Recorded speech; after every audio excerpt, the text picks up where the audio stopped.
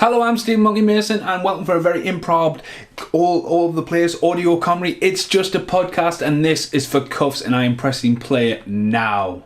Hello, right? Okay, so normally when I do a solo podcast, I'll be multitasking. I've shut everything off, so you've just got me. The only thing I can't really control at the moment is Hyra the dog, who seems fast asleep.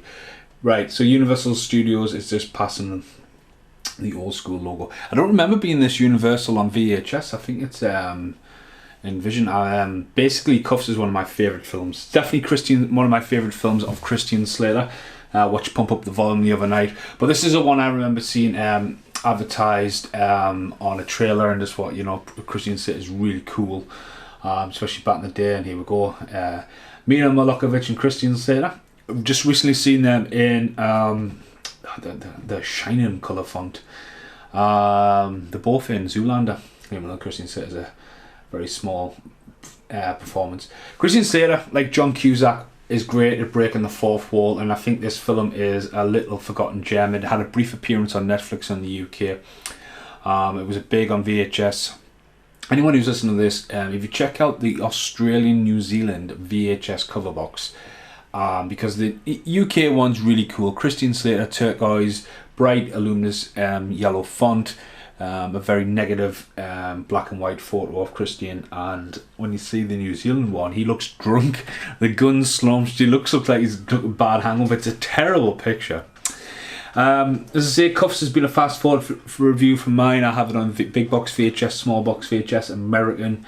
I've finally got my hands on the soundtrack. The soundtrack can go up to £200 on eBay, believe it or not, and it's just recently seen a release on Blu-ray in Germany.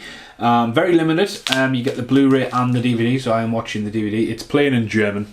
I didn't see any point, if you can hear it, it'll be like this Badinland, this German, it'll be like that. I mean, I don't know much German, but soundtrack's amazing. As I say, I watched this the other night when I got it, and I thought this looks amazing. I know it has a big fan base. Soundtrack is Kuffs. It's 1992. It's arranged by Harold Flintmer. All tracks composed by Harold Flintmer. So you got Kuffs, Theme, Stakeout, Crazy in the District, Night Drive, The Visitor, and George Gets Sam, Hash, Happy Family, Need for Speed, written by Jimmy Hughes. Got the Need for Speed. And after that, I mean, it's quite weird track listing actually, because it says track 7 and then there's about 3 lines. So this is what it says. Need for Speed, written by Jimmy Hughes, performed by the Regulators, courtesy of Polygram Special Productions, a division of Polygram Group Distribution Incorporated, distributed by WH Music Incorporated, Green Lantern Music, and Fully Loaded Music, brackets ACCAP, 3 minutes and 42 seconds. Then it says track 8. It's like, fuck my life. So Christian Slater breaks the fourth wall here, as his girlfriend has just announced that he is pregnant. They are pregnant. Future's so bright I've got to wear shades. Isn't on that soundtrack. I'll go back to the soundtrack in a second. It also is used in Dream Little Dream. At the Laundry, Mafia, The Confrontation, So Sad, and Kuffs reprised. Now, the biggest thing about that Kuffs soundtrack, it comes on a gold disc, to be honest with you. The biggest thing with it is it's missing Gregory Tripp, Can't Live Without You, which when you get to the 7-inch single, Kuffs is on the front cover of it. And I love that song. I love it from here. What an anthem. Just not heard of at all. And where do you get it? I've never physically seen it on a CD. I've never seen his album available. I managed to pick up the 7-inch single. And collecting Kuffs memorabilia, I've got 2 lobby cards. I've got the quad and I've got the original VHS. Thank you very much, Charlie, once again. Video shop poster. But it's about what? Boom! In the Kuffs. Yeah, this has a great thing later on. I mean, that's the side of a house. I just realised after the first time. Life is what happens when you're making other plans. It's a really cool imagery. As I said, this is a fast forward reviews. Carl hasn't seen it, and Paul Ray has been off the radar the last couple of days because he's chopped his internet. We were meant to be doing look at that, man. You would just shit yourself. That can, right, just seems to linger too. Like, I mean, it's not a can, it's actually what that is. It's an air filter for a car. It just seems to hang too long in space there. Leon Ripley, obviously he's friends with, what they call her, Roland Emmerich. He seems to be in all their films, like Stargate, and pops up on kinds of stuff like that. There's a trash in the place, like. I love the score. I just love so much about it. Again, like back in the day of discovering Christian Slater films, Pump Up the Volume was really cool. As I say, I watched that the other night and I was half cut when I watched it, man. I was like, this film is fucking class. And it's another crime that, like this and that, have been like sort of forgotten about. Pump Up the Volume is like the original podcast movie. Do you know what I mean? It's fucking class. This guy gets shot in the shot. Right, Pinky's Bazaars. Right, he's getting in a Pinky's Bazaars like van, right? And obviously, the only other time I've ever seen a Pinky Bazaar's fucking pizza van is Prayer of the Roller Boys. So I had a search, and apparently it is a chain, but for two of my favourite films of the 90s, especially 91 for Prayer of the Roller Boys, and then this, it's really cool. Yeah, Christian Slater, Robin Hood, Prince of Thieves. I was laughing about Robin Hood, Prince of Thieves, because I was walking the other day, and I live not too far from like Sycamore Gap and stuff. I mean, I say not too far, it's about a 50-minute drive, but like obviously I live right up in the wilderness. And then I was talking about filming in Devon, and I was like, you know, Robin Hood and Morgan Freeman just hop along, and like they get off at the White Cliffs of Dover. Next thing you know, they're at Sycamore Gap heading down the country. I was like, who got that geographically fucking wrong? But it's all about the shot, isn't it? There you go. Love the dissolve. There's some mint things in this movie. There's a bit later on where, again, Greg Tripp is playing in the background, and it looks like it's a shot, but it's a very clever set design where Christian Slater's on the couch and she fades in darkness. We'll get there eventually. So it's directed by Bruce A. Evans. There's quite a few famous people recognisable in this, but the other guy in it is Tony Godwin, who was in Ghost. He would go on to be the bad guy in The Sixth Day with Arnold Schwarzenegger. Is also playing Castro in Kiss the Girls.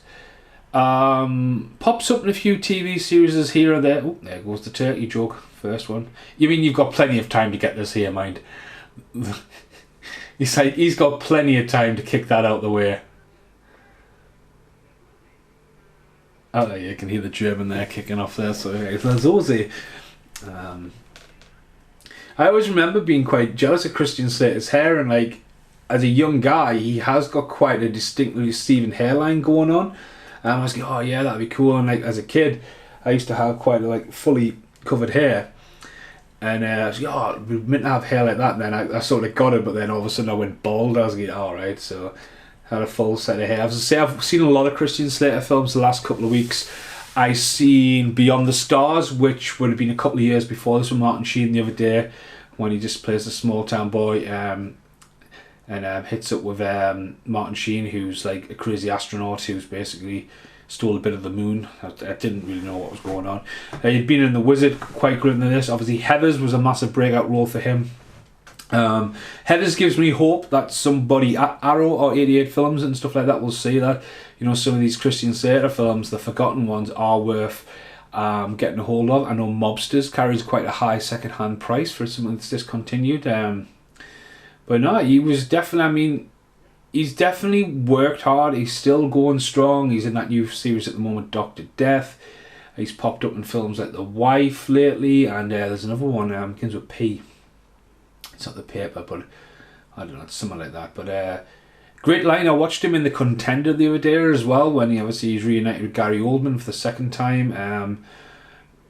And you know what I mean, he's got a lot of dialogue, very political, lands that, you know what I mean, he's got a very distinct voice. But this is just, to me, it's just like cool as cat, you know what I mean. It's so hip. He looks quite small there. Obviously, when I met Christian, I took Kuffs to sign my big box. Is that a VHS? And I was like, alright. You know what I mean? It's just like, you made some good films, but like the Kuffs I've had for such a long time. And it's an original, and getting to sign it was just, it's fucking awesome. I think anyone who doesn't know the movie, you know, just listening to me ranting on like a madman, I think the Kuffs audio borrows a lot from Beverly Hills Cop I'm thinking if they said that what he wanted scored like Beverly Hills Cop. As I say, it's down that road. But the score, I remember seeing it, I picked it up, and to be honest with you, it wasn't until I picked it up I realised Greg Tripp wasn't on it. So, I don't know, it's something to look into. I was told of Casper, because Casper ordered me the German Kuffs, and I mean, it's got a booklet inside, it's all in German actually. But you get the DVD and Blu-ray in it. And it's 234, so it's 234 out of 333. And Casper said there were some alternative covers, but I'm happy to own one of it. As I say, Brad, his brother Brad. Look at this. The guy's running down. It's fucking mental to think that they would police, that guy would be in charge of the districts. I never, as someone who lives in England but well travelled across the world, it's not until you get places like LA when someone goes, "Oh, where's Amoeba Music?" and he goes, "Oh, 4 blocks that way, 2 blocks down." It's fucking miles. You don't justify how big some of the blocks. It just over here, everything in the UK is sort of because of all, especially where I live. It's all. I look out my window and you can just see country farms. But when you walk around the town centre and there's just old houses and new houses built on little plots of ground where it just, you know what I mean, we're just build on top of it. In America it's all nicely stretched out and they've made roads. Over here, I mean, I'm sick to death of complaining to my fucking council about the road outside my house. They were "Oh, the road inspector's been out and says it's fine." I says, "It's fucking fine, one way. It should be a one-way system."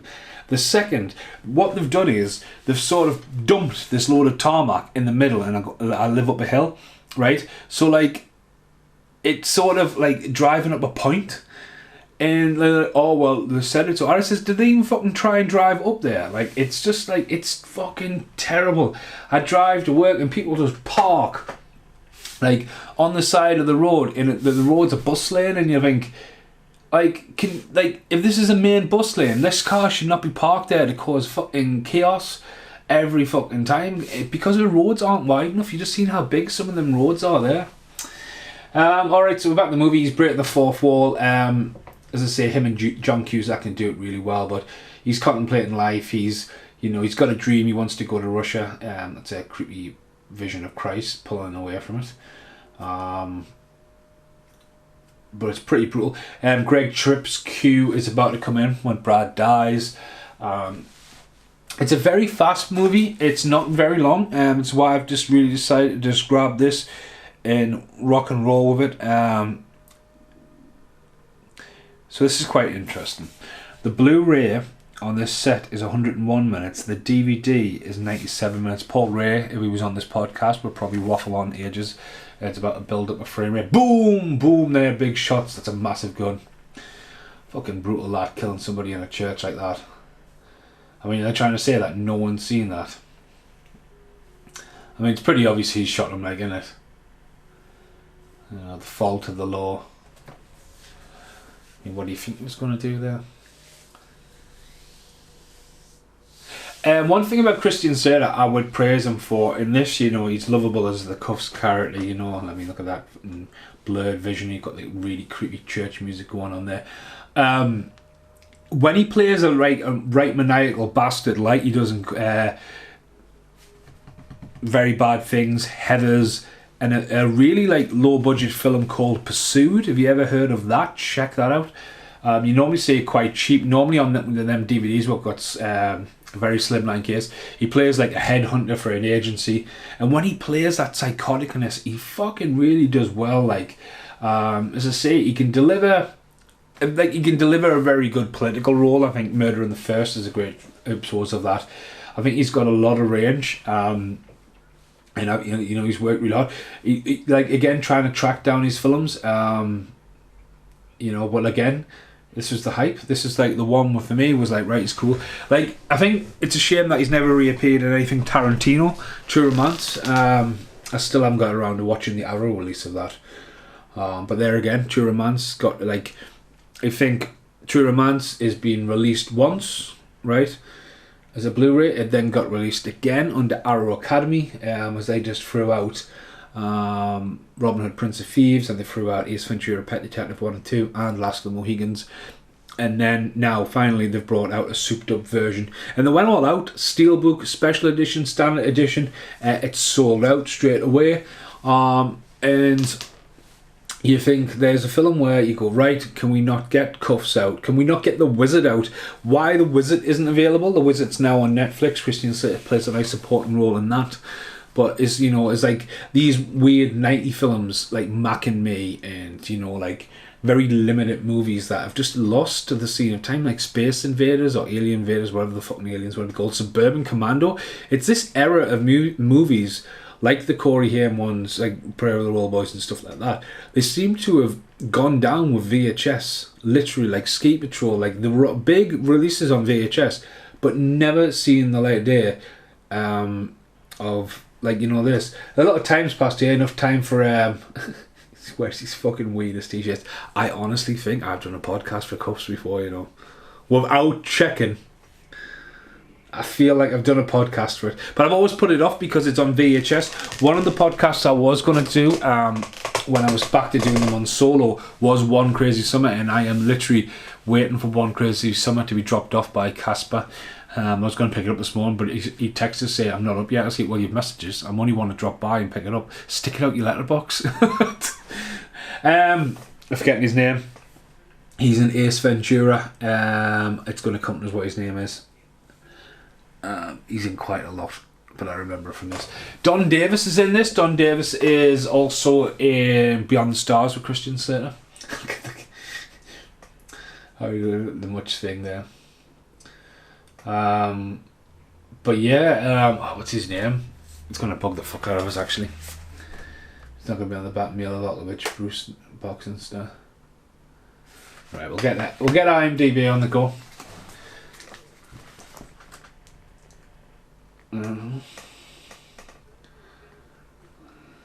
Bum bum bum.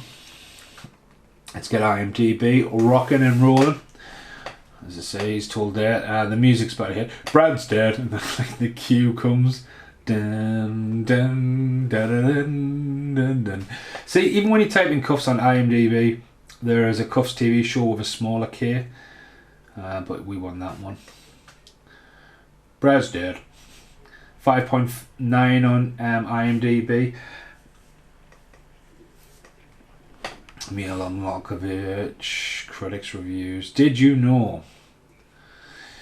14 results for Did You Know? Although they were playing a college student, Mila Malkovich was only 15 during filming of that. Fucking hell. The script was written especially for Christian Slater in mind for the title role. Kuffs came under parallel and community groups when released theatrically in the US for violence and profanity. The protesters left the film. Oh, fuck me, man. You're a there's a bit, I remember watching it with my ex-girlfriend Rachel years and years ago. And there's a bit coming up when he's having the shouting match and it's all cussed out. All you do is fucking sit and cuss on your podcasts. And it just, you know, keeps on going. And it's like all the farm noises you can imagine. And then he just turns around and goes, fuck you. And I thought that was quite funny, but obviously the cursing scene was written to poke fun. Yeah, so the original title for the movie was Gun for Hire. That's terrible. Feature film appearance of Ashley Judd. Yeah, she got a small role in this. George Kuffs Pistols or Berettas, Mila Lokovich's first action movie. Mila Lokovich worked on Return of the Blue Lagoon between filming. Fisher Stevenson's was the first choice of Ted. Trailer negotiated by Percy. So it's not much there. There you go. The music cue of Greg Tripp there. Dun dun. Powerful. It works. It's not, you know, it's not over the top like the 80s montage. And this is the scene I was talking about before, you know. So it's blacked off on the left at the start. You think, right, it just looks like it's an apartment. And when she rings, the thing what gives it away is an elbow comes over. So it's a nice studio set. But yeah, I think that's pretty cool. And obviously, yeah, Greg Tripp is playing in the background there as well. So it's pretty awesome, I think. Very fast moving movie. as I say, like, I wasn't going to hesitate doing this podcast. I've been wanting to do it. I thought, you know what I mean, I've got the time to master and upload them. Judge Dredd was the last one we did as a free piece, and we've been on about doing Jaws, and then we've been talking about toys, and every time I talk about Waterworld, the lads are always like, for fuck's sake. And I watched Waterworld a few weeks ago now, and I enjoyed it. Actually, I wish this was a podcast. Obviously I've heard nothing from Hyra yet, the dog, so she's probably fast out.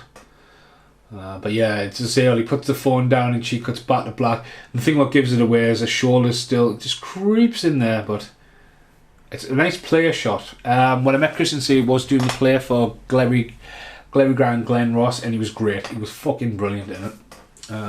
San Francisco on the bay. It's a nice shot as well. I think it's, you know, it just flows really well. Why it's not being available? Mental. I mean, it got released on Blu-ray. It's been released on DVD in America for years, and it got released on Blu-ray, I would say, just over a year ago, because that Casper originally sent us the link to this German one, and Casper was like, "Oh, it's coming out." And I said, "Well, how much is it going to cost this, Casper?" And because of everything going on with COVID and Brexit and all this kind of stuff in the UK, it was going to cost us like 50 quid for it. And I was like, "Fuck off, no way!" Like, because like by the time you get it, you add shipping, and then you look at the additional eBay charges and all that, then you could possibly get a fucking like customs charge. It's not worth it, and then it wouldn't play. I don't have a multi-region player. It's something I've been meaning to get around for ages, but I predominantly just get stuff from New Zealand if it's out, and that works perfectly fine over here. So Sam Jones, first appearance. Sam Jones. I mean, imagine that. Like, how did you even know there? He just completely stalked him. It's not like the end of the funeral. Oh, I mean, the funeral has just been over, like, but like, you know, he comes across. Fisher Stevenson's was just mentioned before. He's a very similar character, and I'm sure I've seen Sam Jones in Summit recently, you know, and it was bugging us, and I was like, "Fuck me, it's Sam Jones." I think Britt was like, "Who the fuck's Sam Jones?" So I'll get back to IMDb here and have a look at who plays Sam Jones. I love how the third billed person on IMDb is Rick Roman Rafe as the Hood. Ashley Judd. Fuck me, where's Sam Jones at? Fuck me. Tony Evans is Captain Moore. I never got his name right, but he's the one who gets chucked out of the Marion Till. He's the one who gets suicided in Ace Ventura. Don S. Davis, Tony Godwin. Steve Parks in this is Officer Favreau.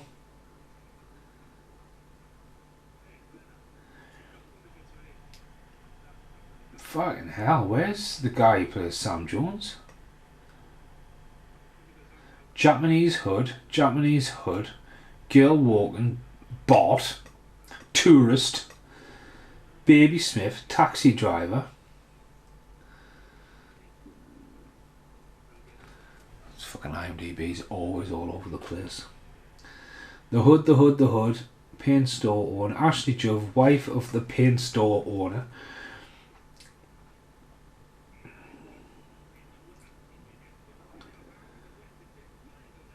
Stewart, detective, police. There he is, George D. Palmetta.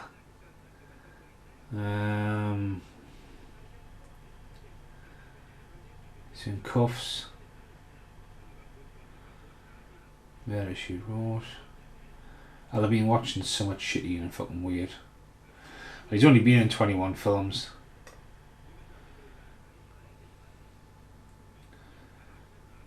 Nah, I must have thought, well, there you go. He's still alive, he's only done 21 films. Really low down on the IMDb. So the last as well, who was quite famous, is Mary Ellen Trainor. Obviously, she's the mom in the Goonies, she's in Die Hard, she's in all the Lethal Weapons.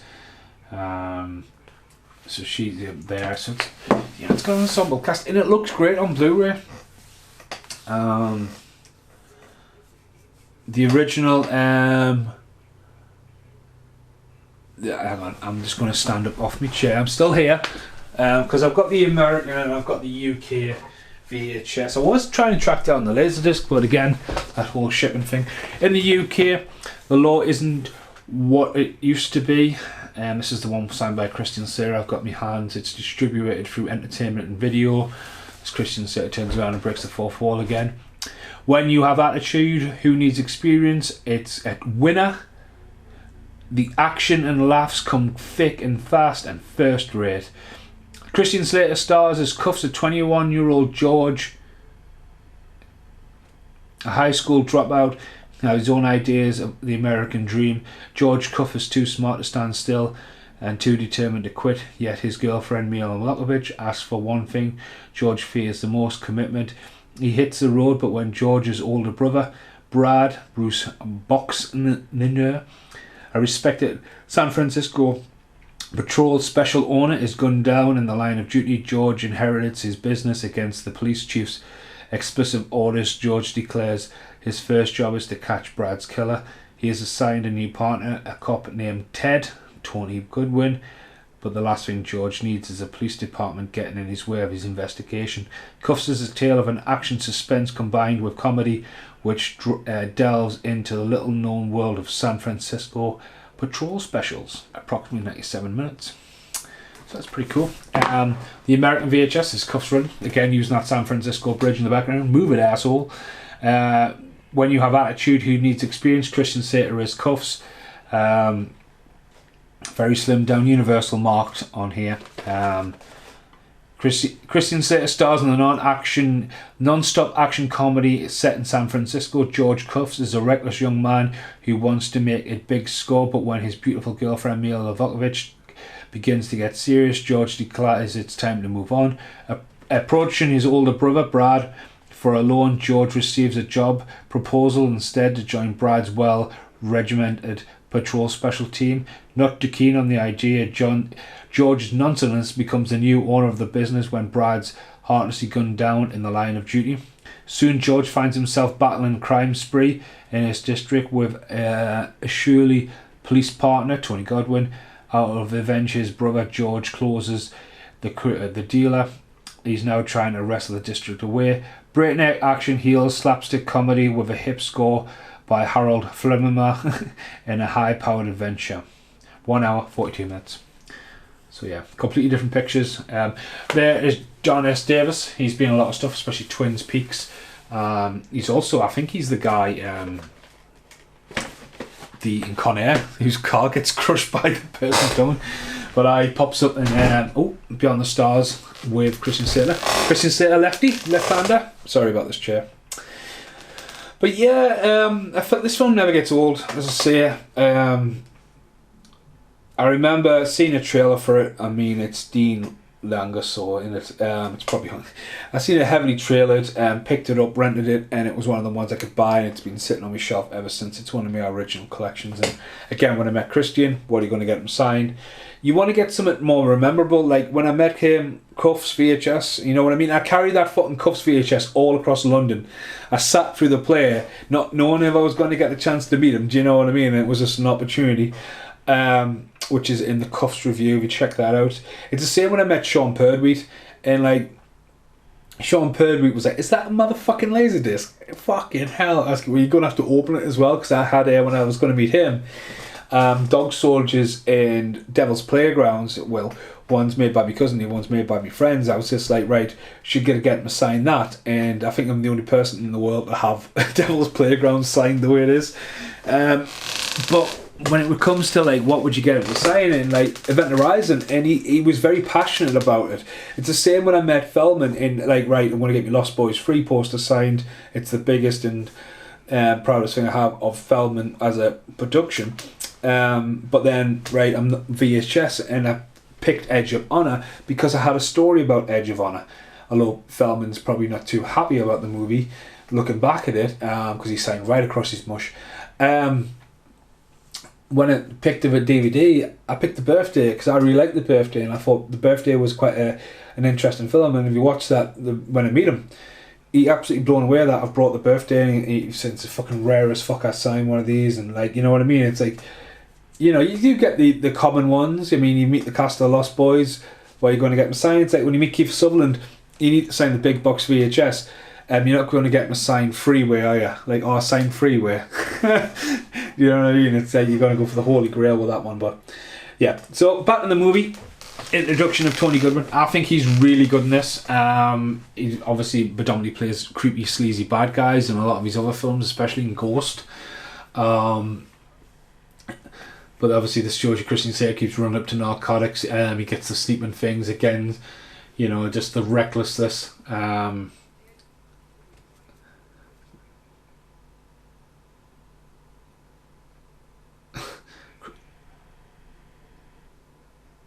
Christian Slater, when he talks to the camera, isn't dubbed. I've just realised that. But when he's not talking to the camera, he's dubbed. Well, that's just too weird. Especially, you know what I mean, he's pushed out in gym. Narcotics. See, makes his sins about sleeping. I remember I went to the doctors recently, and they were talking about stuff. No one's going, I don't want to put you on any medication. I was just saying, like, if you're going to put me on medication, I'll be willing to accept whatever medication you put. And he's like, I don't like putting people on medication. I was like, I don't want to be on medication. I'm just saying. Do you know what I mean? And here he's just like, yeah, there you go. It's like, fucking hell. Fucking hell, poison. Don't like, I mean, the gag comes when he's like, I don't like warm coffee, I like cold coffee. And I've just realised I don't have a fucking cup of coffee. I just love it how he breaks the fourth wall.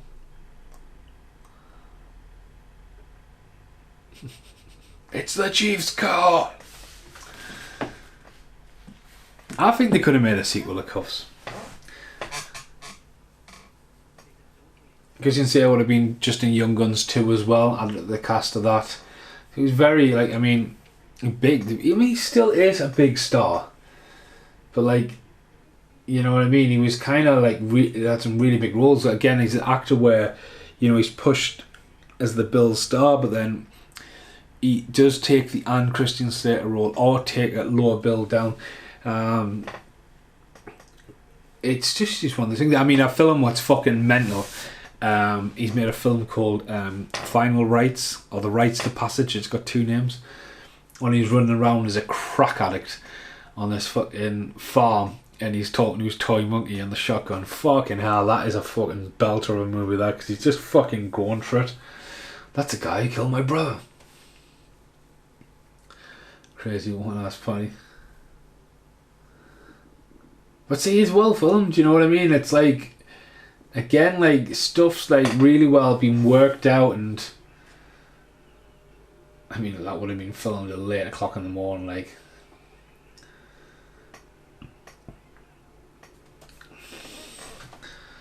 And here we go, we're about to get the cursing scene, which, again, like, I always found this funny, but like, a lot of people go, what's going on, what's wrong with this? Did you see a fucking crime committed? It's like, did you see a fucking you know what I mean? It's like, what the fuck happened there? And you're like, hang on a minute. And you're like, what? But the idea is, it's a joke because he turns around and goes, fuck you. But like, apart from the film where Christian Slater is destroying the fourth wall, this is very like, takes it more to a slapstick kind of thing. And like, it's one of the only things what is slapstick. Now, for years on VHS, I never realised until I briefly seen it on Netflix when I was at it, that the scenes with the dog Thunder actually have subtitles, which makes it quite funny, because Christian Slater is going moo, moo, moo, moo, moo, and like, he is saying the lines because you can hear him. But obviously, like, the subtitles aren't there to be funny. But even shots like this where, you know what I mean, it's just fucking good fun filmmaking. You know, right, he's tried every door, right? Like, I've walked down the street, I've tried every door, but then you see him like, cut. Simple.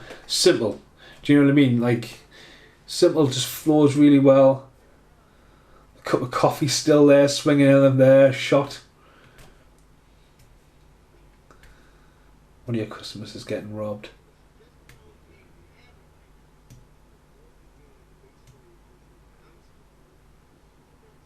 See, Chris, like, the dubbed and the not dubbed, I don't know what's going on. getting chased out the shop. I mean, the fucking shop is trashed.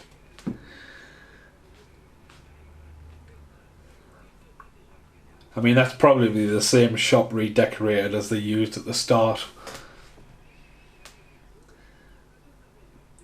Now they're fully dubbed again. Fuck me, that was a slap right across the mush.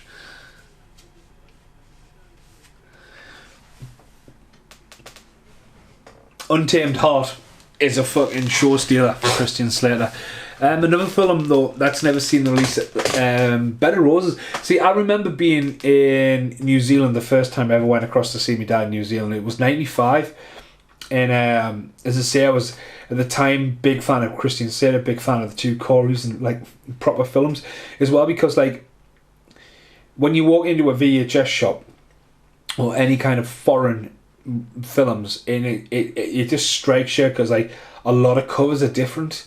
Some films have a lot of different names, not as uncommon as it used to be, but like artwork's completely different. And like I remember being in Auckland, and I remember standing, and I tell you what, I shit you not, when I was back in Auckland 2 years ago, and I was trying to get me bearings for where I was, and I got there and I was like, right, this is where I was. And I remember walking through the food court, which I really remember loads of, and I stood there and I still couldn't visual it, but like I remember being quite high up and looking out, and Christian Slater was everywhere I looked. Bed of Roses, Murder in the First, and Broken Arrow had all billboards on different fucking... It was just Christian Slater. I mean, this is '95. I'm not going to have a fucking camera and take a picture of it, like, but Christian Slater was just fucking everywhere I looked. And like, he was huge. He was absolutely huge. And like, you know, Murder in the First is no longer available to buy. It's also the same director as Dream Little Dream. Bed of Roses has never seen the light of day on DVD. I didn't even realise Jimmy Hollywood, which is made very similar time to this as well, along with Joe Pesci, had been released. It's very rare. I paid £16 for that, but it's second hand, but I've never seen it since, never seen it again yet, you know what I mean? It's building up that Christian Slater collection, you know what I mean? It's like The Wizard. Every time The Wizard seems to become available, it's just had a release on Blu-ray in America, and again, don't have a multi-region, but why it's not available, especially with the juggernaut of Nintendo behind it. And like, what's really fucking cool, why I would buy The Wizard as well, I don't think The Wizard would live in a Christian Slater collection. It would live in the King Kong collection, because the King Kong creatures in it and stuff, when you see them, it's fucking amazing. There you go. More comedy skits coming there. But yeah, you just say Christian Slater was just everywhere, and I just remember distinctly seeing that Kuffs. But again, we've got the shot there, Christian Slater, right? You're looking up at that building, reflection, really cool shot. Again, it's like that, just the aftermath of MTV becoming a massive thing where, you know, music video shots were starting to creep into films, non-traditional shots, the Dutch angle as they call it, you know what I mean? And like, you know, you get the safety shot, you get the coverage shot, and then the quality shot, but it just depends what works in the edit.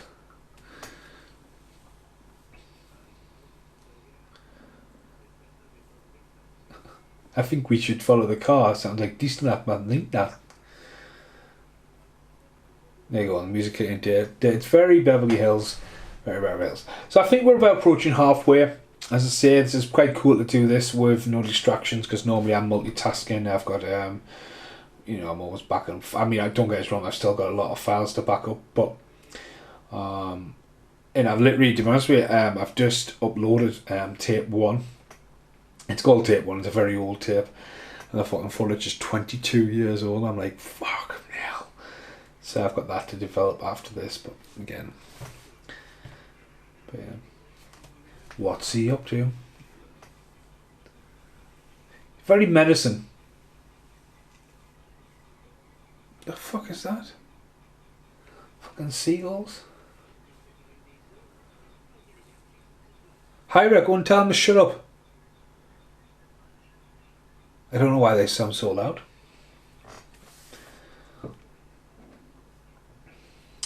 Dun, dun, dun, dun, dun, dun. That's Beverly Hills Cop. Do do do do do do do do do do do do do do do do do do do. That's Kuffs. And obviously the joke's about to come where he drinks the fucking coffee. Was Christian Slater Interview with a Vampire?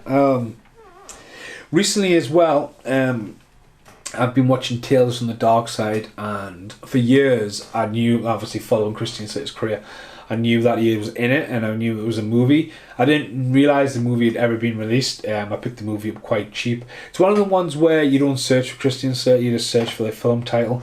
And I was watching Tales of the Dark Side, and Christian Slater's in it as a young kid, and he plays the role of the young grandson to his granddad, who pretty much just wakes up dead, and he keeps coming down for meals every day, and he's like decomposing. He's quite good in it. So that's in the good, the bad, and the what the fucks. But like with like Tales from the Dark Side, as he's just drank the coffee there, 20-minute episodes, man, and they're just really well written. There's so many famous people in it, so many famous people, and some very inventful and creepy stories that, you know, potentially could be a movie. And it's just being released, I think. I mean, we got it in as a range change, and I think it was only 20 quid, and I tell you what, I've enjoyed it. Like, I'm halfway through season 3, so Sam Jones is about to make an appearance. Sam Jones! And he's about to fucking spaz out and go after him. Even though Predator 2 is distinctly in LA, and I know you can get a day trip from LA to San Francisco, because I nearly did that to go to Alcatraz. There's a couple of locations, the graveyard, for example, that remind me of Predator 2. I don't know what it is. Again, it's very much at the same time, but the fucking drink's about to kick in. Doing. It's the way it's done. His reaction and just the scoring of it's class.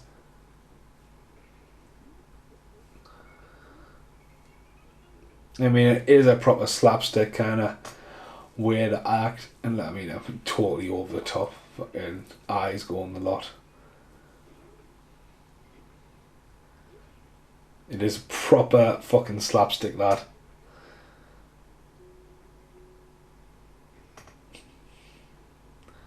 I don't know, see again the subway, and again.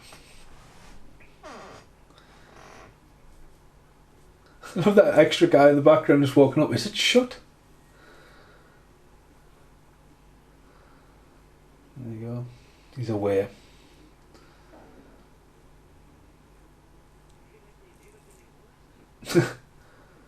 Ted?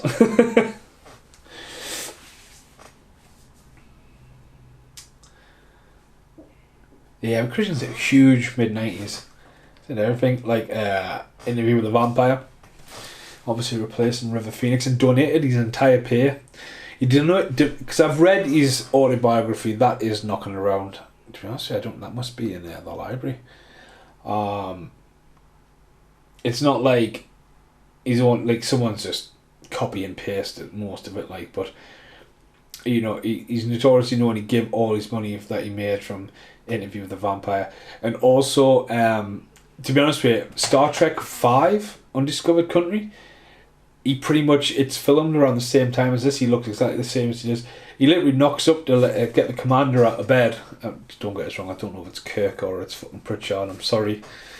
Picard. And it's one scene, he's like, hey, you need to get up and all that. And his mom, obviously, Mary Slater, is a massive force to be reckoned with in Hollywood as the casting agent. So again, that's obviously comes into play for Christian Slater.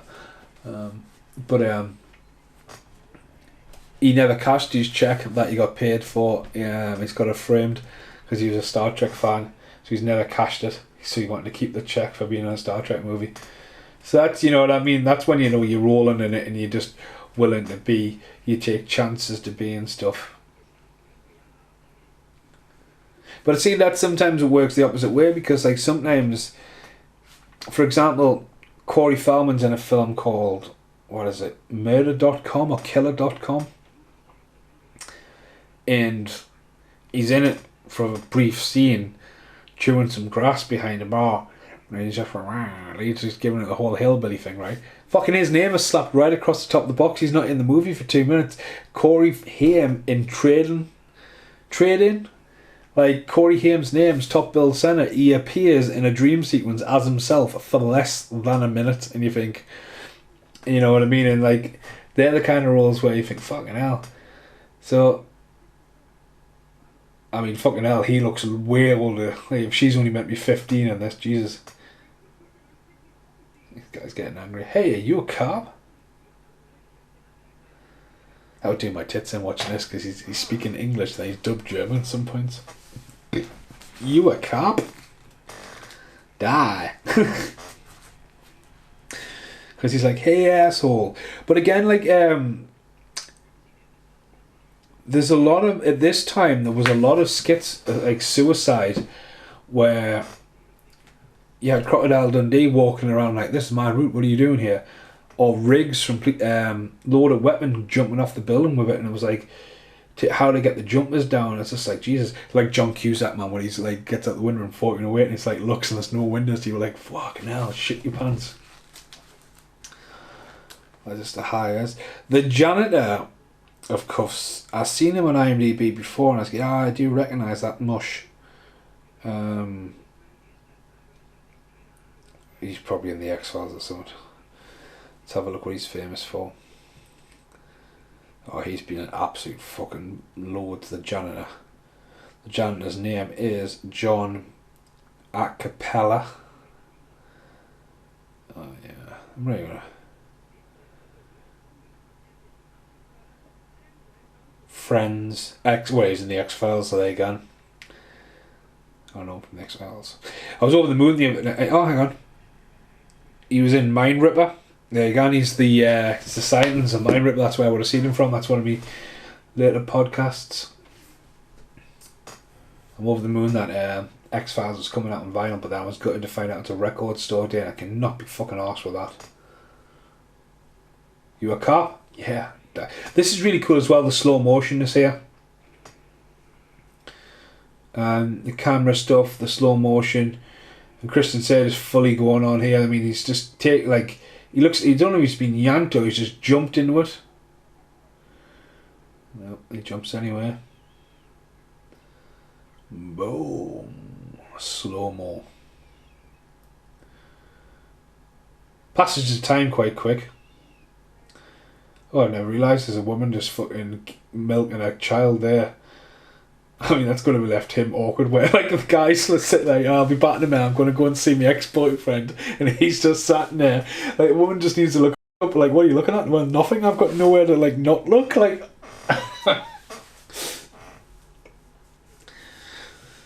Mia Malkovich, what a force she became. I mean, I think she's amazing in Fifth Element, but obviously the Resident Evil franchise as well. Married to a Geordie as well, married S. Anderson, Event Horizon. But yeah, she's had some, as I said, I didn't rate her like Hellboy and stuff like that, but every time it'll just be like Kuffs, her and Kuffs. I didn't hardly recognise her in Zoolander till near the very end, because she's in it generally halfway through it. Yeah, but powering on story-wise, he's onto it, but time's running out. Ted's been suspended again indefinitely. Foundations, he's about to get a hard-on. Harry Hard. Pump Up the Volume deals with a lot of stuff as well, especially the guy calling in on suicides and stuff like that. I think there's a lot going on. Like, even in like the Goldbergs, Christian Slater's pictures up in there, and so say he was dead canny when I met him. Dead canny. And obviously I did lend him Pump Up the Volume and didn't get it back, like, but that's just a different story, isn't it? Dun dun. Let's have a look what Christian Slater's actually doing. Christian Slater, George Kuffs. He's been in quite a few fucking movies, mate. 134 movies. Obviously attached Star Wars Terrifying Tales at the moment. Dr. Death. We Can Be Heroes. Dirty John. 16 episodes of that. Scooby-Doo. Mr. Robot. I've got Mr. Robot to watch. Obviously voiced Lion Guard. There you go, like stuff like here. HP, The Wolf, True Alpha. Never fucking heard of it, never seen it. Suicide Squad I've seen. The Public. Again, yeah, that's the one. It wasn't the paper, it was Public. I don't know if this is a scene where the wife, Rick and Morty. I mean, I'm going to be sitting here for fucking ages. The Summit. He's been in loads, but let's go down. There's just a scene, I don't know if it's coming up. Might be with a dog later on. It's just a really cool scene. So Tales from the Dark Side. Legend of Billie Jean, I recently re-picked that up on Blu-ray. He's really good in that. Name of the Rose, not really too hyped about that. Twisted. That's the one that's a lot of people has been asking where to watch it. Popped up in the Equalizer. I'm not spending that much money on a box set of Equalizer to have Christian Slater in one episode. I used to love the Equalizer as well as a kid. Tucker, that's been released on Blu-ray. Gleam of the Cube. Desperate for Love. Beyond the Stars, The Edge, The Wizard, Tales from the Dark Side, the movie Young Guns 2, Pump Up the Volume, Robin Hood, Prince of Thieves, Mobsters, Star Wars, Star Trek 6, The Undiscovered Company, then Kuffs. And then Where the Day Takes You, which is, I mean, I've talked about this before. It's like got Will Smith and loads of people in, which I've never seen the light of day. Fern Gully, Untamed Heart, True Romance, Jimmy Hollywood.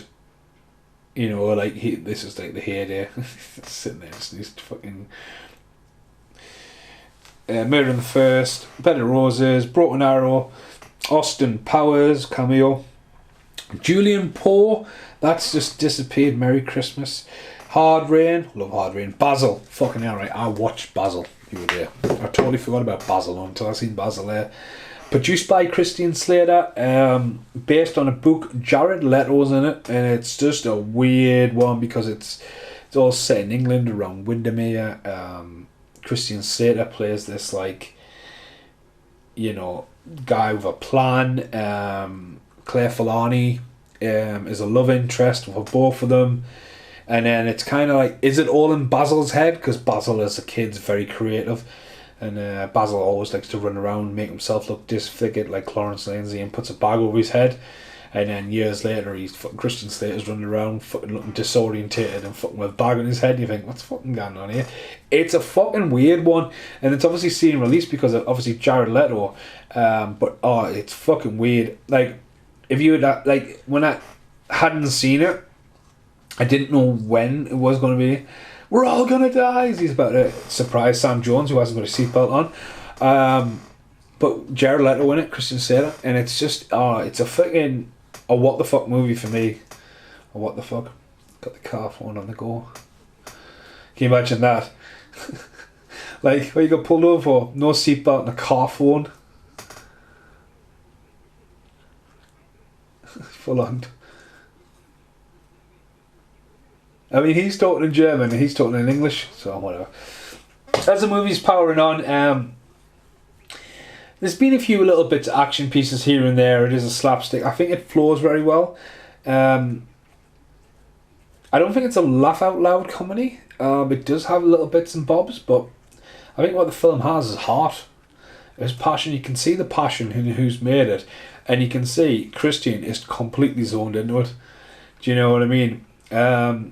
He just is. He's just completely zoned into it.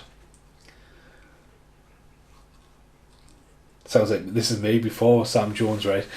Chopped and tried phoning the AA about car insurance, and 47 redials. I'm like, aren't you one of the biggest companies in the UK? Like, what happens if I broke the fuck down? I'm just ringing the general inquiries line because I didn't know who I wanted to get put through. 47 redials, like fucking hell. So cool. So yeah, hopefully this week I'll get to finally do some podcasting with Paul, Ray and Carl. I know. It's fucking did that fucking stupid thing, leaned back, too far back on my chair, rotated underneath my desk, then leant forward. Again, look at the shot. Right, he's going to get out of the car there, and there just happens to be this fucking lovely striking monument behind it. Look at the guy, clearly looking at the camera. I feed the pigeons every day. I'm not fucking moving for this shot. I like it how the camera guy is very cleverly using Christian Slater to block the guy out. The guy must have wanted to pay off but not got there. I've never noticed the guy. He's completely been blocked up. He's still staring at the camera. That was very good camera work, that. She's really funny, the receptionist.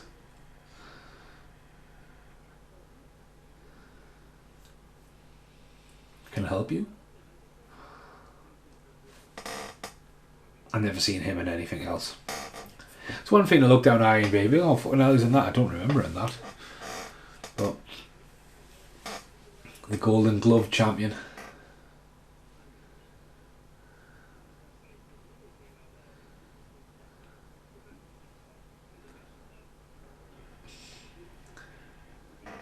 I mean, when you take the money on the run. Where did them two people come from?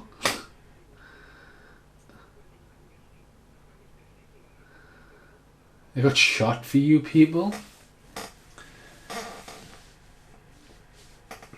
Ashley Judd went on to be in quite a few things, if she's briefly in this movie. Obviously, she's in Kiss the Girls as well with Tony Goldwyn. She's the girl who gets away. She's also in that Twisted, but High Crimes rings a bell. She's in Twin Peaks. Yeah. I went to pictures last night to see Love Letters from Our Past. Was that what it was called?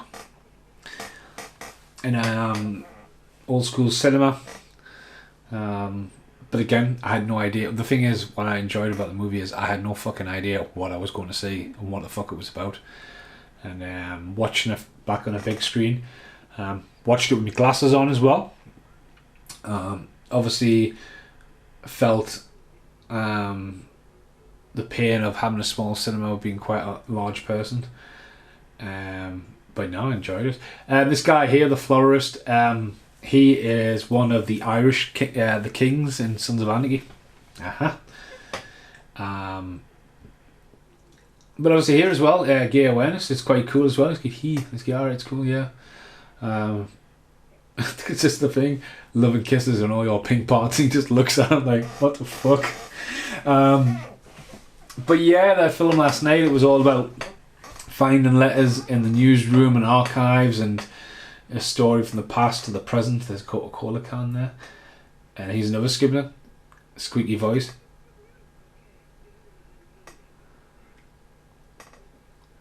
I don't know if you've ever seen it, but it's on my YouTube channel somewhere. The lemonade bottles, when that hits me in the balls, I was squeaking like that for a few hours after, like. Yeah, he's one of the kings and Sons of Anarchy. Metro Senate is really busy. Brittany is just on a dinner.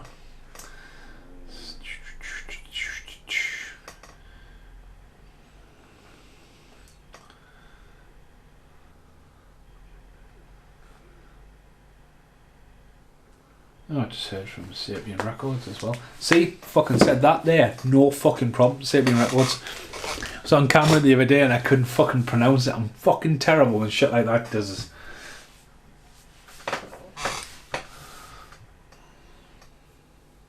Fucking fan on his shirt. Chinese laundry. Hey, Vasavi, did you want to change the method?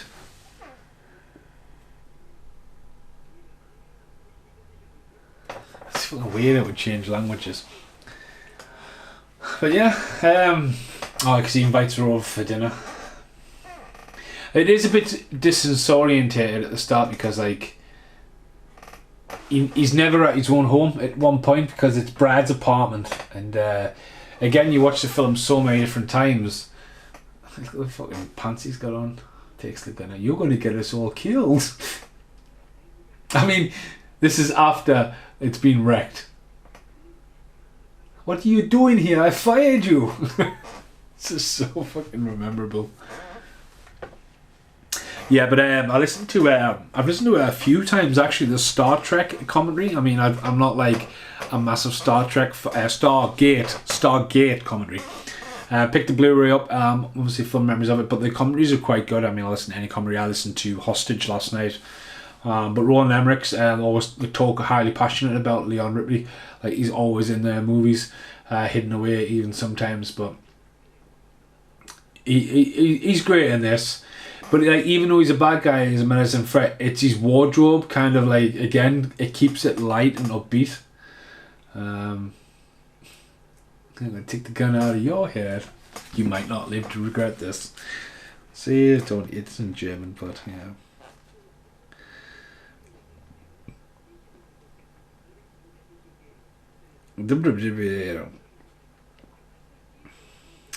So, what the fuck? Just see Mark McQueen bouncing a ball off the floor. It just says boom. He must be filming in 8K or something.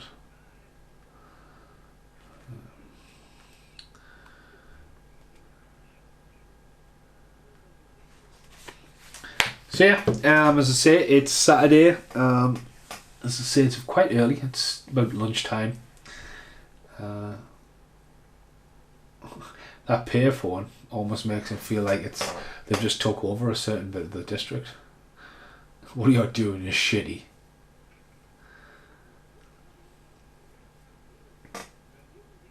Try him again. Gets the fucking Raj on with the phone. Dun, dun, dun, dun, dun.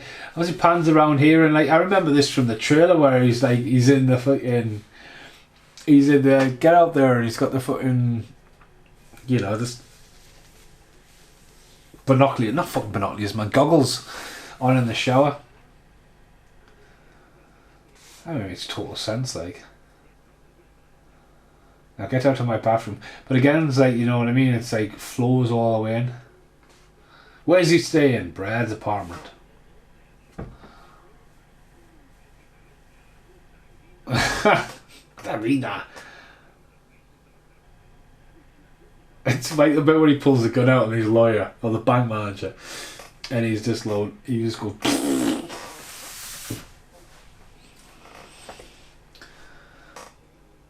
And he's another song which I think, you know what I mean.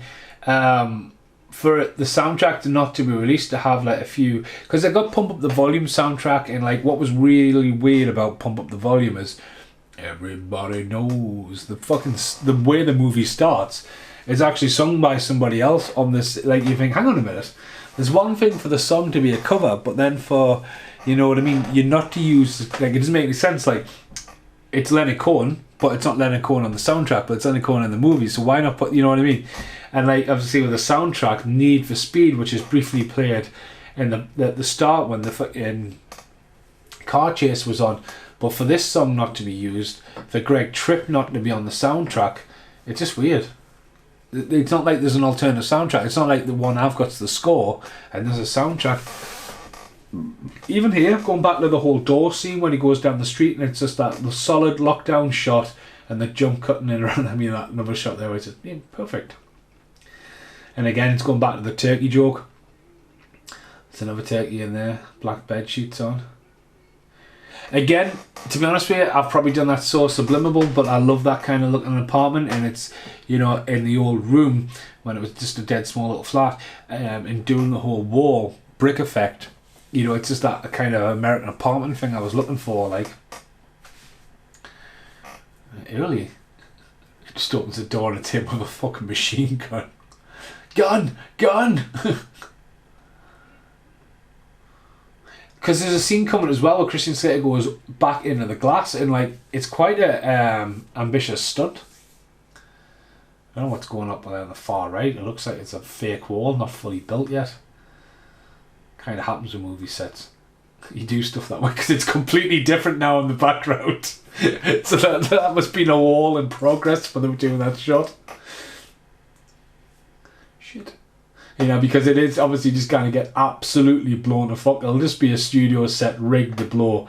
And there's definitely a wall in development. But even here, he's got a picture of himself on his t-shirt. Let's fucking knock this. A fucking sweet corn.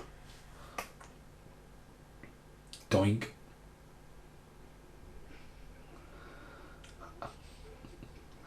There goes the gun. It's a fucking hell of a flip kick. Fucking almost going for a crossface there. Gun! Oh, fucking palm straight to the face. There, in that is a real cool stunt by Christian. Like, you know, it might be fake glass or whatever, like whatever, but like they look really cool. He's got no top on as well, so it could have went one way or the other. Another trailer shot here. Frantically looking for a gun. Obviously, we know he's got 2 guns because I'll take 2. See, guns on the fridge. Fucking just blast the fuck out. In the tournament, and the strip joint, I remember like when I first seen the strip joint, they said, "Oh, like go up and have a look at the strip joint," and like we went in this airport hangar, and in the same airport hangar was the church scene, which I walked through, and then there was loads of weird like stages and up like kinds of stuff. So I thought, "Oh, this is a strip joint," and I don't know who did it. And he said, "No, man, it's that there." And like this is an airport hangar in Bulgaria, Sofia. It's fucking beaming fucking hot. And like it was just like this massive like wood MDMF like square, and it had all the fucking rigging on the outside, like wires going everywhere for obviously when the squids go off inside and it just gets blown to fuck. And I remember getting a really cool shot of Scott Mann, the director, I was looking at him through one of the fucking boreholes. I love it how he doesn't hesitate here. Hey, you looking for me? Boom boom. Christian Slater is in a film called Assassin's. It's called Sophia over here. Assassin's Way or something like that, which is kind of a love letter to Sophia. Because a lot of film productions been up there. Because Christian's done weird stuff like Soldier of Fortune. You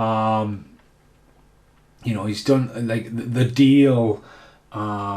Love's Lies Bleeding. You know, he's done a lot of fucking movies. Guns, Girls, Gambling, Stranded. The guy just not seemed to stop working. Then to do a play, you know, because it's Glenn Ross is not the first play he's done. Obviously, he's done One Flew Over the Cuckoo's Nest, and does get a lot of comparison over his career to Jack Nicholson. So you can. You remember my parents? It's the bit where is he dead? He's going, I hope so. She's very sophisticatedly looking for a 15-year-old mind.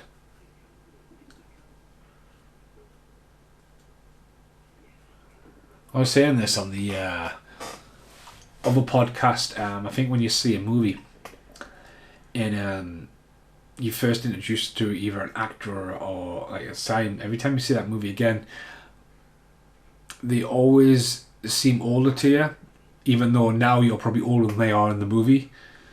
And Carl agreed with us. Paul Ray was like, "What the fuck are you talking about?" I'm like, "Does that not make no sense to you?" Do you know what I mean?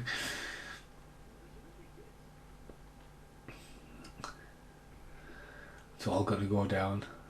It is a total set.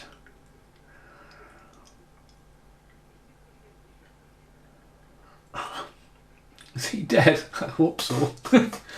Oh, I'm getting hungry.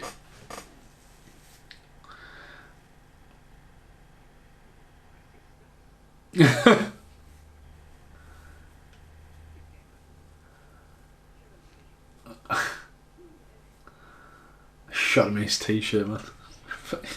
Funny death that, like.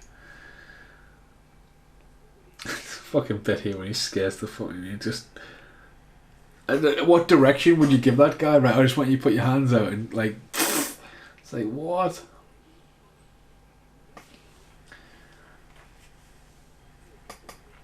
I remember saying to Belle, my old housemate, and you look at him there looking through the bullet holes to see who's at the door.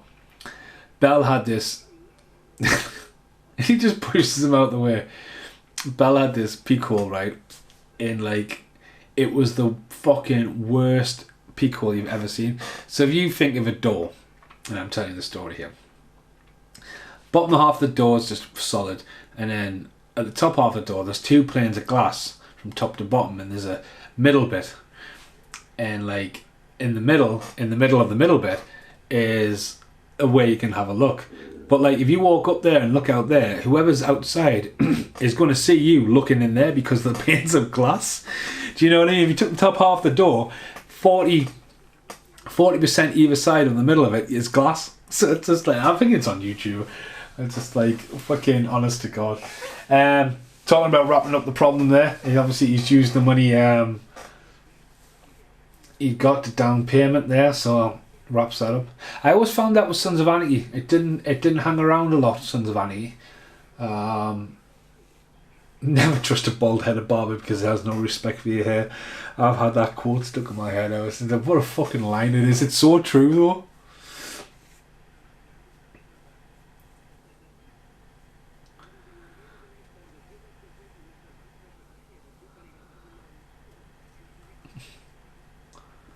Is it laying a fic down? Can't reinstate. The wife's moved in with him. Right, so we're pretty much going in the last quarter of the movie. The stack's decked. The main antagonist is dead. Stam Jones is the last one to get. Greg Tripp is about to play again as he is reunited. I mean, if she's only 15 and like they're like murder scene, I think she would have been dragged off, but she definitely looks a lot older. And lovely dissolve there as well. That was a lovely dissolve for them walking. They'll go out and get tattoos, don't they? I called sentence this thing the other day of True Romance. It's do you know there's an alternative to True Romance? And she's I'm a call girl. I think the caption was "Get out." End of the movie.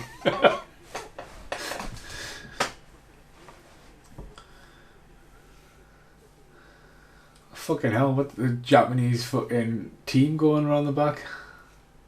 It's a Japanese dragon? That's so random.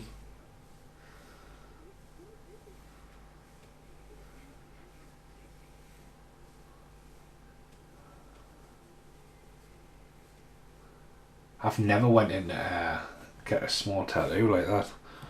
Every time I've got a tattoo, it's been like fucking full arm tattoo was my first tattoo. I did think about it. I mean, what a sex pest.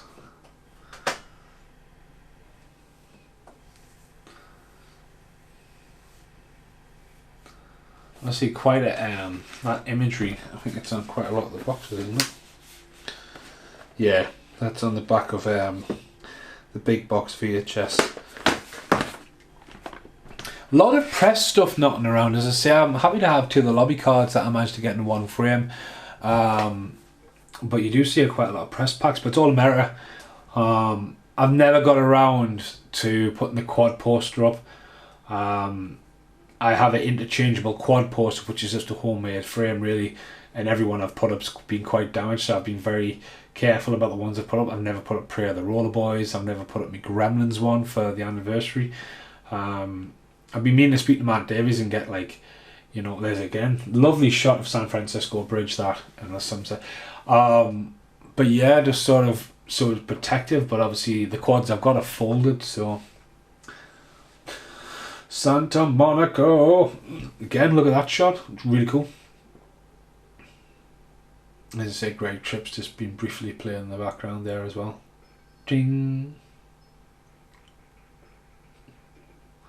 We're all here to sign up. Mr. Rain on his thunder, Sam Jones is lurking in the background.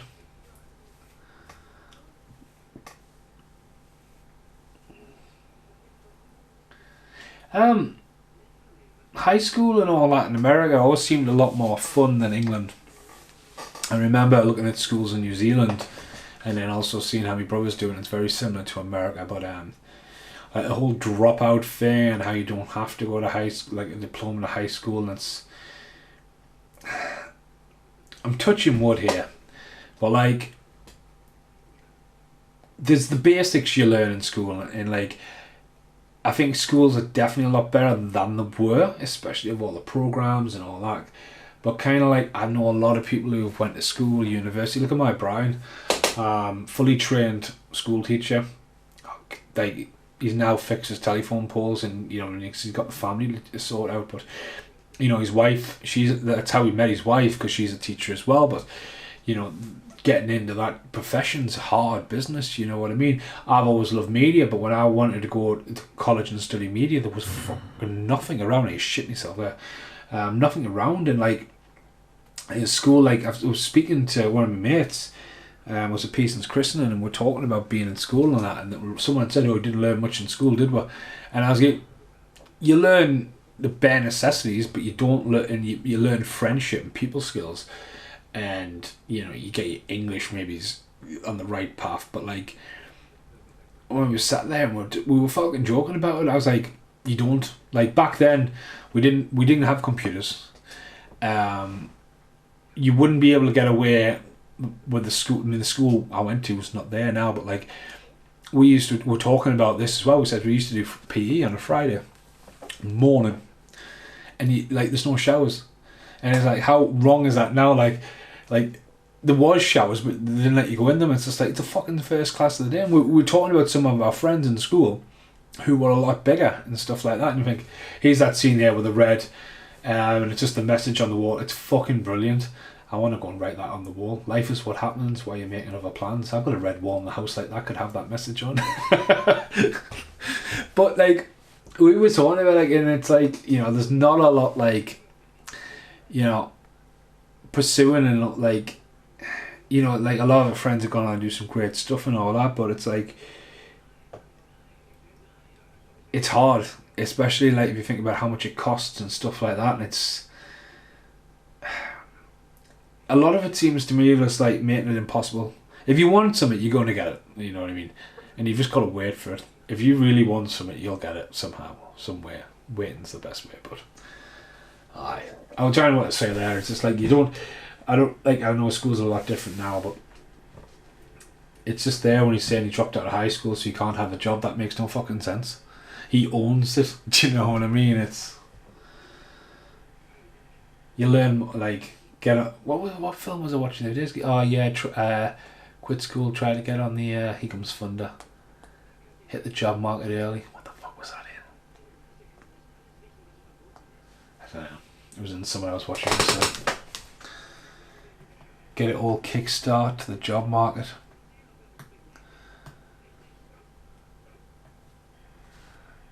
There you go, he's going to try and drag him out.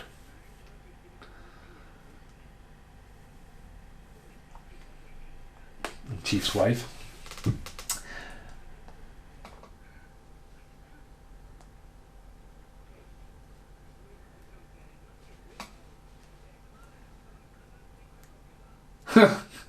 Shouting out from the blinds. Obviously, we're gearing up to the end of the movie. It's not a very epic ending. As I said, it's, I think Sam Jones becomes quite creepy, especially when he lets his hair down. Obviously, the dog and that go to the child's laundry. The dog's going to find that his stolen art.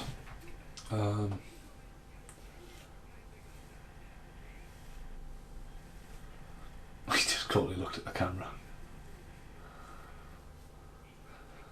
And there you go, the police commissioners.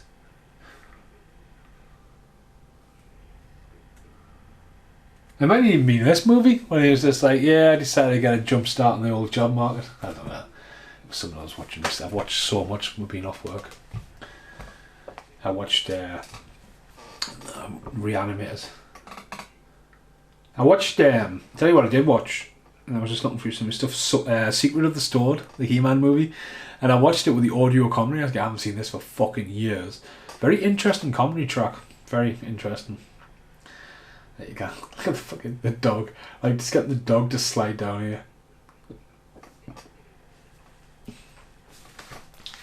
Like, wee. Dunk.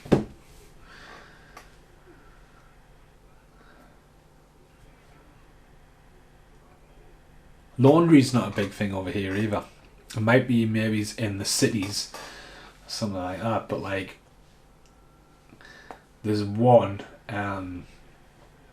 that I remember being like going past it and seeing the big washing machines. But like, no, it's definitely not a big thing, especially around where I'm now.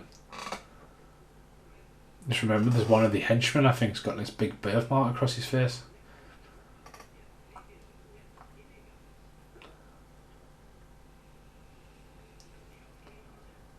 Dude. Extra features on the Blu-ray are just the VHS trailer. They haven't revisited it. There's no audio commentary. Yeah. There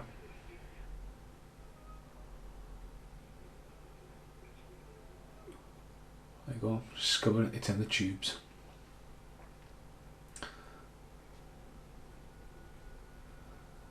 Got a tail like Hyra.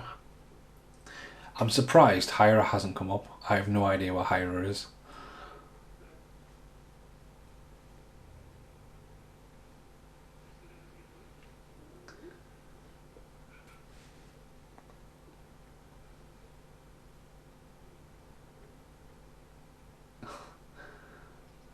I mean, it wouldn't be fucking easy to put in there. Like, I've got loads of tubes rolled up underneath the bed. And struggle like I struggle. American flag.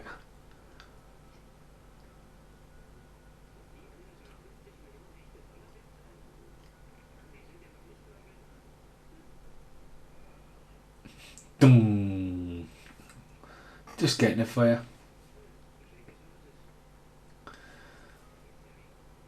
Semi. Yeah, again. The birthmark man.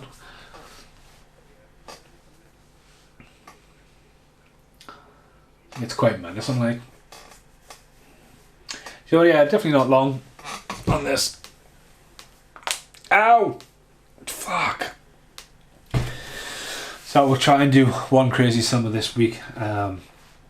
After I've sat in bed and watched it nostalgically. I seen it not long ago on VHS, but it's going to be fucking mint to see it on Blu-ray. This was a joy to see on Blu-ray. Sam Jones really turns on the creep. So that'll be interesting. As I say with the lads, we want to do the Jaws series, but then stuff like toys keeps getting thrown around, and Waterworld's an ongoing joke, and but it's something I want to do with the lads. But it's again, people at work. Oh, he's been knocked out. He's on the paintings. So he's going to be tied up here. As Ted's about to have a breakdown in his car.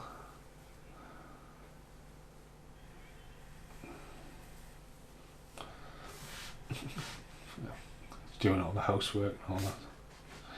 Take the chief's car.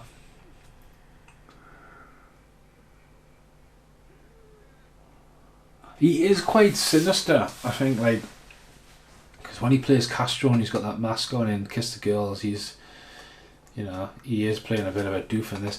I'm sure he's in Summit that he hardly gets. I'm going to have a look at his IMDb, because I'm sure he's in Summit that, he's kind of like, let's have a look. As the music cue comes back, dun, dun. But here, see again. See that timer? Like the sale that they aren't on the VHS. See, even Tony Godwin, he's really low down on the cast.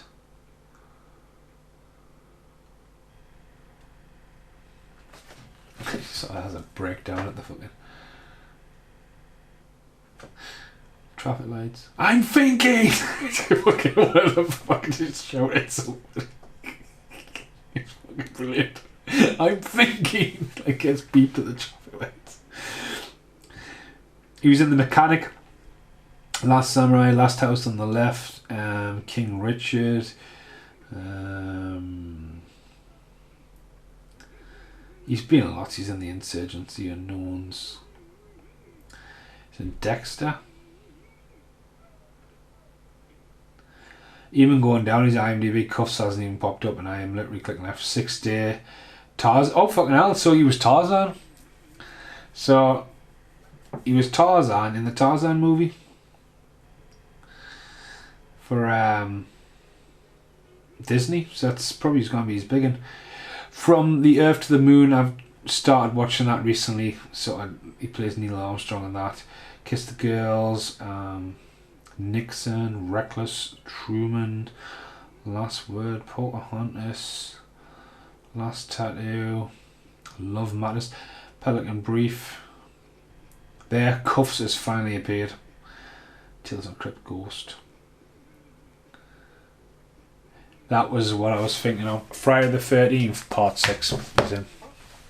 Because I recently watched them. So. Not fart, I said howl. It's just a proper deep one.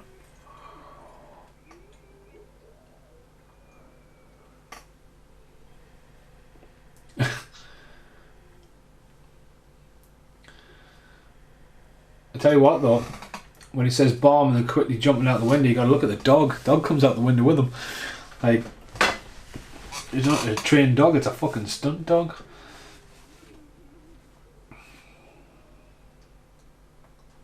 Two-day service. 37, 36, 35, 34, 33, 32, 31, 30, 29, 28, 27, 26. Oh, whoop, jump to 18, 17, 16, 15, 13, 12, 11, 10, 9, 8, 7, 6, 5, 4, 3, 2, 1. Boom. There's a dog out the window. The bomb hasn't gone off in time. 1. It's the Chief's car. And the fucking this dog jumping out there, but dog just jumping around in the background there.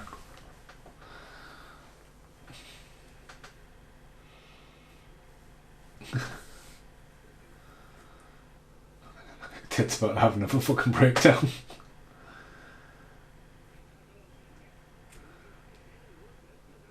It's even funnier in German. Yeah.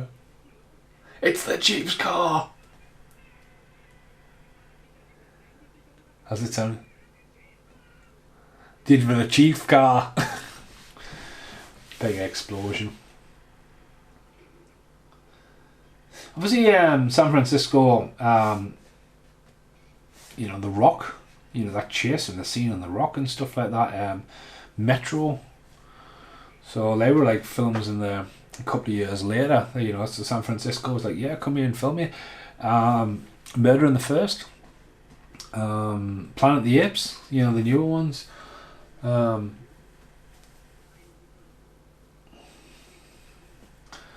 a little thing there. Cancelled. Stamped.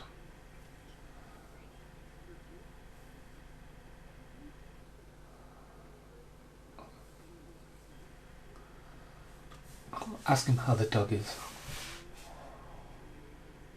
He did.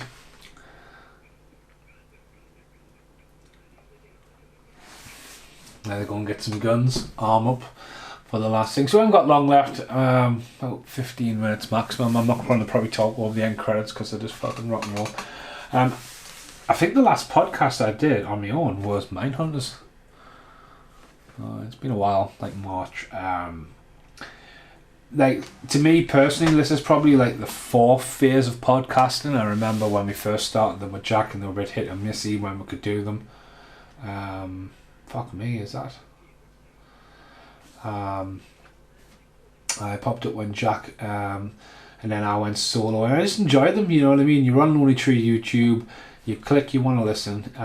Just listen where. You know what I mean? I do respect. Anyone who like reaches out and watches stuff and listens to us, it's awesome. Do you know what I mean? I'm going to put it on the credit card. So they'll leave the dog there. And it all heads to the rooftop.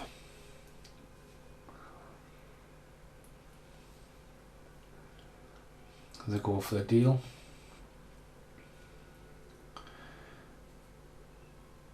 Out of order.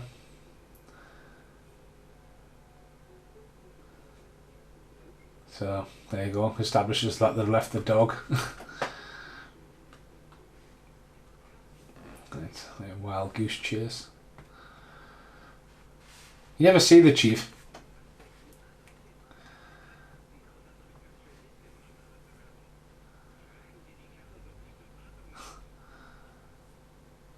There we go. Nice skyline shot. They've had some really nice shots in this. Selling stolen paintings.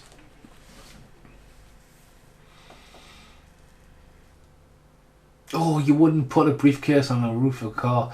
What was I watching the other day? What was it? They were lying on the roof of the car.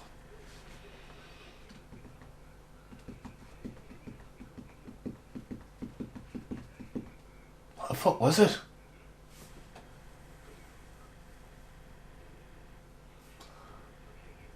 Ah, there you go. Coyote Ugly. We were watching that the other night. That might have been the whole jump start on. That's probably where the whole jump start on the job's gone. It is. I wouldn't let you lie in the Mini, Brett. Wouldn't let me lie in the Mini. This is it. How do you load it? Are you kidding me? It's dead funny. But there you go. Alcatraz in the background and that. That's just fucking an awesome shot. Like.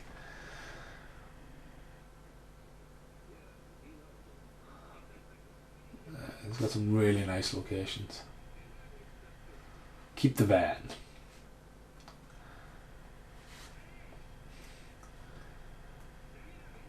This is the guy. He's the guy in the background. Just puts his hands up. Don't want to be part of it. So, I'm about to have a bit of a shootout. So you can see the San Francisco Bridge. It looks lush, like.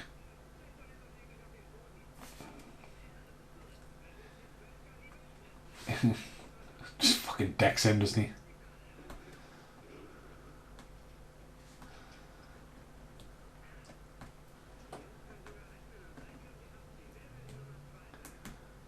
A lot going on there. That's the new got my visor. I mean, why they would all look more slow motion. And a shootout.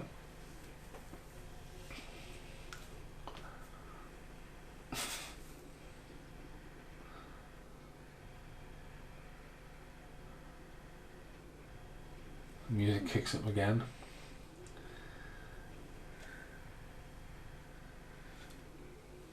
Great, like, backdrop, man.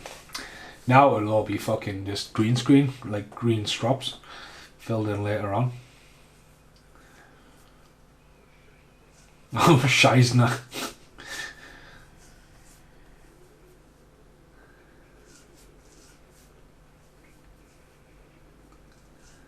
Sam Jones is on the escape with money.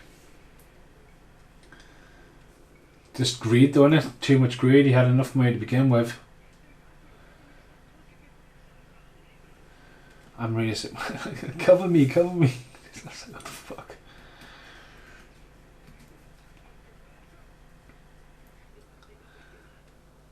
Never be better than that.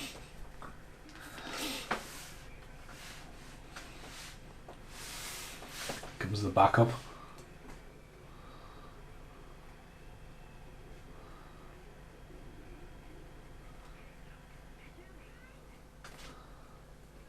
He runs away. I love it how he's laughing when he gets to the end if you watch it. I mean, this totally deserves a UK release. He's laughing. It's like, you know what I mean? It's like, you should be able to walk into HMV and buy it, but unfortunately you can't.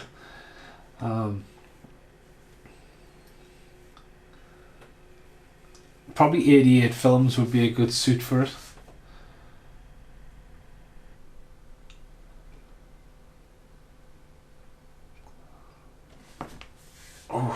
Oh shit, I was going to go pop over to Casper's this morning for one crazy summer. When I got there, no one had the cash for him. I owe 30 quid. Yeesh, sorry Casper. He'll probably come over because he's does his shopping on a Tuesday. The guy there, I'll give up. It's alright, don't worry about it.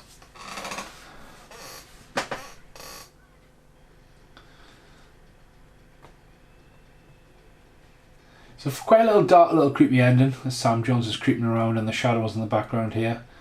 Well, not yet, he's about to go flying down the elevator. But he's got quite a sinister look. I'm sure I've seen him in something. That's what he's in. That's what he's in. He's in License to Drive, isn't he? Why did that not come up before? That's what he's in. He's the boyfriend. Where the Fuck's it, here we got again on IMDb.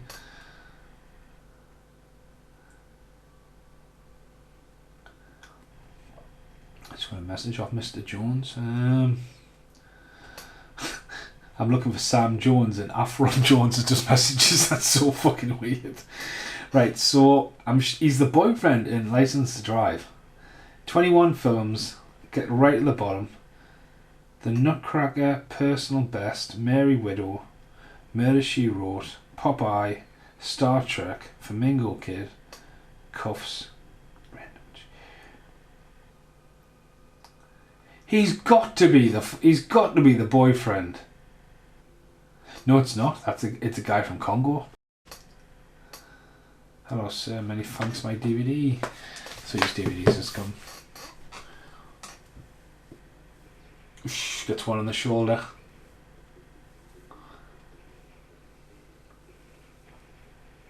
Thought unlucky like. When we were shooting the tournament, the underground car parking scene, like it was like 4 floors down, no windows, underground. It was fucking bleak as fuck, like. And when squids like that go off, fuck me, they echo. But yeah, didn't hesitate to kill him at all. It's not like I think a lot the few people he's killed in this, there's no hesitation. It's not like a fluke, like he's capable of killing someone. It's not really addressed that he's, you know what I mean. But and he just walks off to the light. Follow the light. Bye. Fade to white. And there we go. Months later, he's got a baby, Sarah. He gives a get away. I think there could have been a sequel. Do you know what I mean? It could have been a sequel where it was just igniting like a new bad guy in town and Kuffs was involved. It could have went there, but as a one-off, you know, to me it's iconic. It's definitely my favourite Christian Slater film. And, you know, but as I say, it just needs release. This is the German release. I know it's been released there. He's about to wave goodbye. The kid's fucking terrified.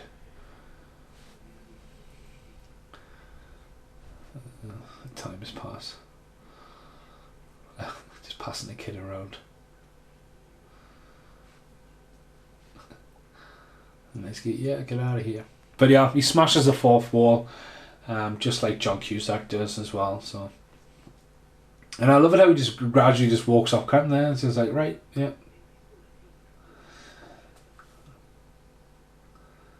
Not quite there, walking off there, but I was about there.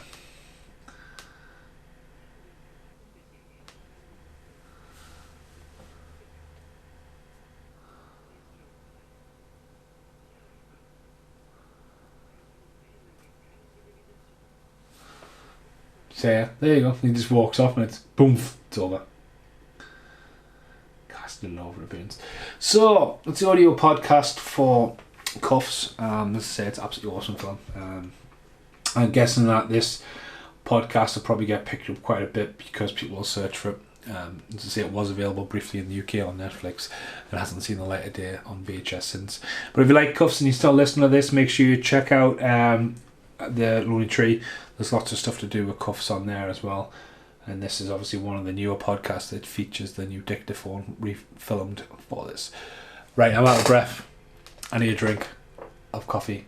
Thanks for listening to this. Goodbye for now.